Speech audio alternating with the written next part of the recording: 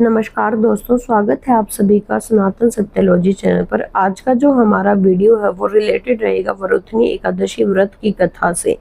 एक समय की बात है, धर्मराज युधिष्ठिर श्री कृष्ण से कहते हैं, हे भगवान, मैं आपको नमस्कार करता हूँ। आपने चैत्र मास के शुक्ल पक्ष की एकादशी अर्थात कामदा एकादशी के बारे में विस्तार पूर्वक बतलाया है। अब आप कृपा करके वैशाख कृष्ण एकादशी का क्या नाम है तथा उसकी विधि एवं माहात्म्य का वर्णन मुझसे कीजिए। इस पर श्री कृष्ण कहते हैं, हे राजेश्वर, वैशाख मास की कृष्ण पक्ष की एकादशी तिथि को वरुथिनी एकादशी तिथि के नाम से जाना जाता है।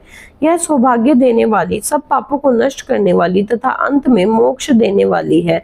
इसकी माहात्म्य कथा मैं तुमसे कहता हूँ। प्राचीन काल में नर्मदा नदी के तट पर मानधाता नामक राजा राज्य करते थे। वह अत्यंत दानशील तथा तपस्वी राजा थे। एक दिन जब वह जंगल में तपस्या कर रहे थे, तभी न जाने कहां से अचानक एक जंगली भालू आया और राजा का पैर चबाने लगा। राजा पूर्ववत अपनी तपस्या में लीन रहे। कुछ देर बाद पैर चबाते चबाते भालू राजा को घसीट कर पास के जंगल में ले गया। राजा बहुत घबरा गया, मगर तपस्या धर्म अनुकूल उसने क्रोध और हिंसा न करके भगवान विष्णु से प्रार्थना की। करुण भाव से भगवान विष्णु को पुकारा। उसकी पुकार सुनकर भगवान श्री हरि विष्णु प्रकट हुए और उन्होंने चक्र से भालू को मार डाला। राजा का पैर भालू पहले ही खा चुका था, इसलिए राजा बहुत ही शोकाकुल हुआ। उन्हें दुखी देखकर भगवान विष्णु बोले, हे वत्स, तुम शोक मत करो।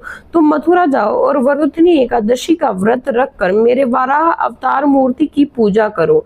इस पूजा के प्रभाव से और व्रत के प्रभाव से तुम पुनः सुदृढ़ अंगों वाले हो जाओगे। इस भालू ने तुम्हें जो काटा है, ये तुम्हारे पूर्व जन्म का अपराध था। भगवान की आज्ञा मानकर राजा मानधाता ने मथुरा जाकर श्रद्धा पूर्वक वरुथनी एकादशी का व्रत किया। इसके प्रभाव से राजा शीघ्र ही पुनः सुंदर और संपूर्ण अंगों वाला हो गया।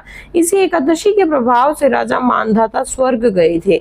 जो भी व्यक्ति भय से पीड़ित है, उसे वरुथनी एकादशी का व्रत रखकर भगवान विष्णु का स्मरण करना चाहिए।